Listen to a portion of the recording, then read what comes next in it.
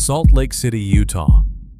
Around 1 in the morning on June 5, 2002, 14-year-old Elizabeth Smart was asleep in the bedroom she shared with her 9-year-old sister, Mary Catherine, in a comfortable home in the Federal Heights neighborhood, the kind of quiet, affluent street where a family could reasonably believe nothing bad ever needed to happen behind their own front door. Elizabeth was a musician, a harpist, the second of 6 children in a close, devoutly religious family. That night was, by every measure, an entirely unremarkable Wednesday, turning into an entirely unremarkable Thursday, right up until the moment a man none of them had thought about in nearly a year quietly cut open the screen of an open window and climbed through into her bedroom in the dark. He woke Elizabeth with a knife pressed against her neck and told her to get up and come with him, or he would kill her and her family. Mary Catherine, lying in the bed beside her sister, was awake for the entire abduction. Terrified into silence, she pretended to be asleep, watching the only witness to her sister's kidnapping unfold a few feet away from her in the dark, too afraid to make a sound that might turn a knife toward her own family instead. By the time Mary Catherine worked up the courage to run and wake her parents, Elizabeth was already gone, walked out of her own home at Knifepoint, barefoot, in her pajamas, into a warm June night that would not end for her, not really, for another 9 months. Before we go further into what those 9 months actually looked like, I want you to understand who Elizabeth Smart was in the life she had before all of this. Because this case eventually became so consumed by national headlines and true crime fascination that the actual 14-year-old girl at its center can get lost in the noise. She'd grown up in a household defined by faith and music, practicing harp for hours most days, the kind of disciplined, gentle childhood her parents had built specifically to feel safe. Her father, Ed, worked in real estate and mortgage brokering, successful enough that the family could afford a home in one of Salt Lake City's more affluent, tree-lined neighborhoods, the sort of place where people genuinely believed a locked door and a quiet street were enough.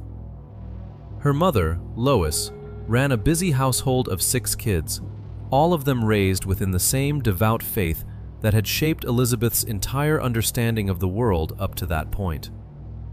They were, by every visible measure, a family who had done everything right, who lived in a neighborhood built on the assumption of safety, and who were about to learn, in the most brutal way imaginable, that a locked door means nothing to a man patient enough to wait outside it, watching, for nearly a year before he finally acted. The search that followed was immediate, massive, and almost entirely built around the wrong assumption for months. Investigators zeroed in early on Richard Ritchie, a handyman who had briefly done work at the Smart family's home and who had an existing criminal record involving burglary and theft. He became the overwhelming public and investigative focus for weeks. His name and face circulated constantly, his past combed through in exhaustive detail by reporters, convinced they were closing in on an answer. Ritchie was eventually arrested on an unrelated parole violation and held on separate burglary and theft charges connected to jewelry stolen from another home. And for a long stretch of that summer, the entire country's attention narrowed down to him specifically, right up until August of 2002, when he died in custody of a brain aneurysm, having never been charged with Elizabeth's kidnapping at all. His death left the investigation, in a very real sense, right back where it started. No suspect, no leads, and a family that had just watched an entire summer of public suspicion collapse into nothing, with their daughter still exactly as missing as she'd been the day Ritchie's name first surfaced. Meanwhile, more than 16,000 tips poured into police over those same months, each one investigated, each one, for the better part of a year, leading nowhere solid enough to bring Elizabeth home. Detectives described case after case going cold within days, leads evaporating almost as quickly as they arrived. Her story became what one outlet at the time called the media's latest obsession, national news coverage stretching on week after week with no resolution. Exactly the kind of prolonged public agony that turns a missing child into a fixture of a country's collective anxiety without ever producing an actual answer. By February of 2003, 8 months in, the case had grown national enough that it was featured on America's Most Wanted, a program that exists specifically to put unsolved cases like this one directly in front of the exact kind of ordinary, observant strangers who might, eventually, happen to walk past the right person on the right street. What almost nobody in that massive search effort knew was that Elizabeth was, for most of that time, remarkably close to home. Her captor, a homeless street preacher who called himself Emmanuel and dressed in white robes to resemble a biblical prophet, complete with a long beard and the calm, unhurried manner of someone who genuinely believed he was fulfilling a divine calling, was in fact a man named Brian David Mitchell, someone the Smart family had actually met before. He had done a single day of roofing work at their house the previous year, chatting with the family, appearing entirely unremarkable at the time. Alongside his wife, Wanda Barzee, who went by the name Hepzibah and had adopted the same religious persona, Mitchell held Elizabeth captive first in the mountains behind her own family's neighborhood, in a rough campsite within walking distance, almost unbelievably, of the house she'd been taken from. Later, for a stretch of months in the fall of 2002, the three of them traveled cross-country by Greyhound bus down to the outskirts of San Diego, staying in desolate campsites, and at one point, in the spare basement apartment of a young man who had befriended Mitchell at a health food store, and had no idea who the silent, veiled girl living under his roof for nearly a week actually was. Eventually, Mitchell brought Elizabeth back to Utah entirely, completing an almost unbelievable loop that placed her, for the entire 9 months of the largest search in the state's history, never more than a relatively short distance from the family desperately looking for her. I'm not going to describe what Elizabeth endured during those months in graphic detail here. She has, in the years since, chosen to speak about parts of it herself, in her own words, in books and interviews and documentaries, describing daily assaults, threats against her family's lives, and being kept under near constant physical restraint. And that choice, to speak or not to speak about the specifics, belongs to her alone. What matters for this story is simple and devastating enough on its own.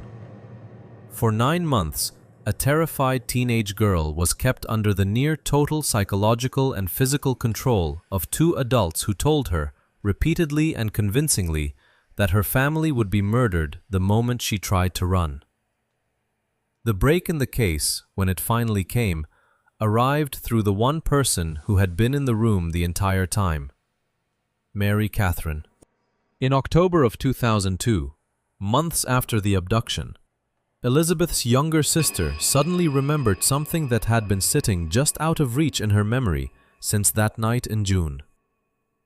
The voice of the man who had taken her sister sounded exactly like the voice of Emmanuel, the strange handyman who had spent one day working on their roof the year before. It was a small, fragile connection for a 9-year-old to hold on to, a single half-remembered detail from the most terrifying night of her life, and it turned out to be the single thread that eventually unraveled the entire case. Police built a composite sketch based on that connection almost immediately, and then, in one of the most agonizing decisions of the entire investigation, they asked the Smart family to hold that sketch back from the public for months, concerned about how releasing it prematurely might affect the search or tip off Mitchell if he was, in fact, still nearby. The family, understandably, found that delay excruciating, sitting on the one lead that felt genuinely solid, while their daughter remained missing for months longer. The sketch of Emmanuel wasn't finally released to the public until February of 2003. 8 months after Mary Catherine's memory first surfaced. a full academic year after Elizabeth had last slept in her own bed. There was, in the middle of that agonizing wait, a moment that came heartbreakingly close to ending everything much sooner. At one point during her captivity, likely sometime during the months she and her captors spent moving between Utah and California, police actually encountered Elizabeth directly at a public library, sitting beside Mitchell and Barzy.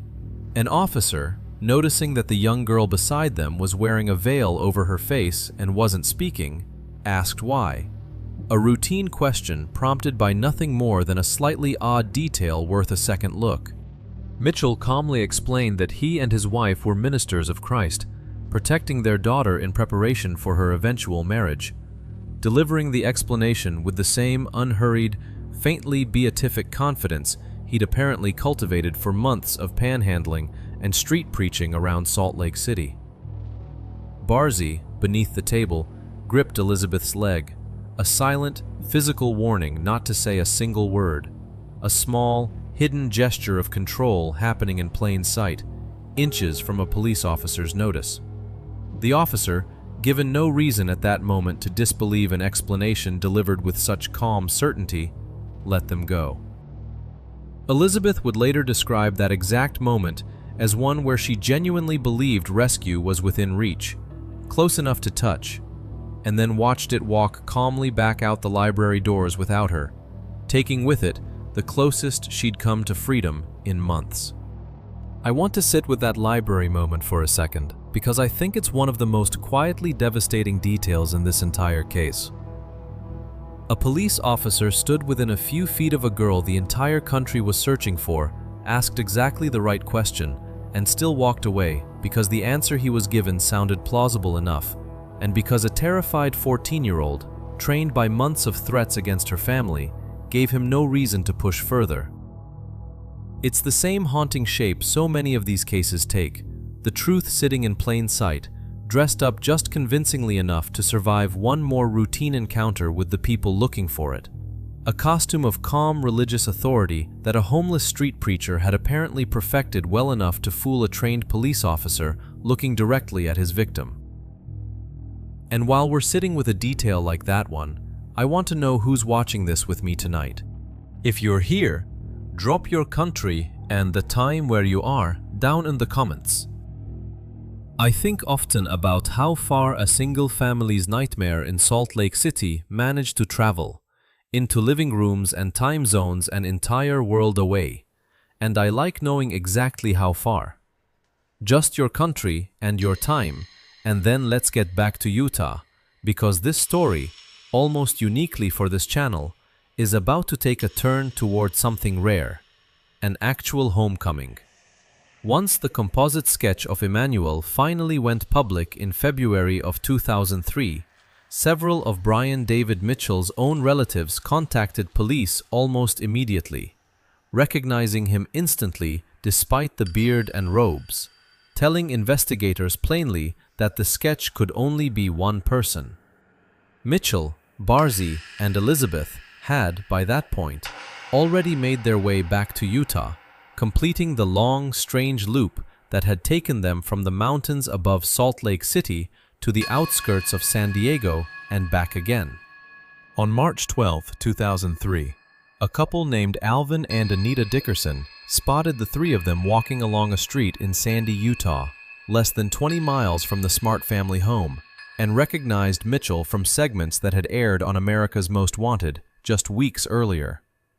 They called the police immediately, describing exactly what they'd seen and where. When officers arrived and approached the group, Elizabeth, still dressed in robes and a wig, initially denied her own identity, giving a false name, Augustine, the last deeply conditioned reflex of 9 months spent being told exactly what to say and exactly what would happen to her family if she didn't. It took gentle, persistent questioning, officers choosing their words carefully, with a girl they suspected might be exactly who they hoped she was, but couldn't yet be certain of, before she finally acknowledged the truth. She was Elizabeth Smart. 9 months, 1 week, and 2 days after a man climbed through her bedroom window with a knife, she was placed in a separate car from her captors and driven to the Salt Lake City Police Department, where her family was already waiting for a reunion almost nobody outside that room truly believed they would ever get to have. Brian David Mitchell was formally charged with kidnapping and sexual assault, along with Wanda Barzee. What followed was years of legal delay, driven largely by extensive questions over Mitchell's mental competency to stand trial. Questions that dragged the case through competency hearings and psychiatric evaluations for the better part of a decade before it ever reached an actual jury, with multiple court-appointed psychiatrists offering conflicting opinions on whether his religious delusions were genuine or performed. State proceedings were repeatedly stalled as doctors and lawyers argued over whether Mitchell's professed religious delusions were genuine or a calculated strategy to avoid facing the charges against him. Eventually, the case moved into the federal court system entirely, where prosecutors pursued kidnapping and unlawful transportation charges instead. It wasn't until 2010, 8 years after the abduction, that a federal jury finally convicted Brian David Mitchell of kidnapping and the unlawful transportation of a minor across state lines. Elizabeth herself took the stand during that trial, describing in her own testimony exactly what had been done to her, refusing, even under direct and difficult cross-examination, to let any part of her account be softened for the comfort of the courtroom. Mitchell was sentenced to life in prison without the possibility of parole. Wanda Barzee, who had pleaded guilty to her role years earlier, was ultimately released from custody in 2018, having served considerably less time than the man she had helped hold a 14-year-old girl captive alongside. There is something genuinely rare sitting at the center of this particular story, and it's worth naming directly because this channel usually tells you about an ending nobody gets to walk away from. Elizabeth Smart walked away, and in the years since her rescue, she has built an entire second life directly out of what was taken from her that June night. She founded the Elizabeth Smart Foundation, focused on child safety education and preventing exactly the kind of abduction she survived, working directly with schools and law enforcement agencies on prevention programs. She has testified before lawmakers on legislation strengthening the National Amber Alert System, using her own story, deliberately and repeatedly, as leverage for policy that might spare some future family the exact nightmare hers lived through. She has written a memoir in her own words, appeared in documentaries revisiting her case on her own terms, married, and had children of her own, building the ordinary adult life that 9 months in captivity were specifically designed to make sure she would never get the chance to build. Elizabeth Smart was 14 years old on the night a stranger climbed through her bedroom window. She spent the next 9 months living through something almost nobody watching this tonight could fully imagine surviving, let alone speaking about openly, years later, in her own voice, on her own terms. Her sister lay beside her in the dark that night, too frightened to make a sound, carrying the weight of being the only witness to her own sister's abduction for the rest of her life. And years afterward, it was that same sister's memory that finally cracked the case wide open. A police officer once stood close enough to save her and walked away convinced by a lie. A moment Elizabeth herself has said she still thinks about. The closest her rescue ever came to happening months before it actually did. And still, 9 months later, an ordinary couple on an ordinary street recognized exactly the right stranger at exactly the right moment, and made a phone call that finally brought her home. This is one of the rare stories on this channel that doesn't end with an epitaph. It ends with a 14-year-old girl who grew into an adult woman entirely on her own terms, who chose, deliberately and repeatedly, to turn the worst 9 months of her life into decades of advocacy for children who might otherwise face something similar. It ends with Elizabeth Smart, very much alive, still telling this story in her own words, exactly as long and exactly as loudly as she chooses to. See you in the next case.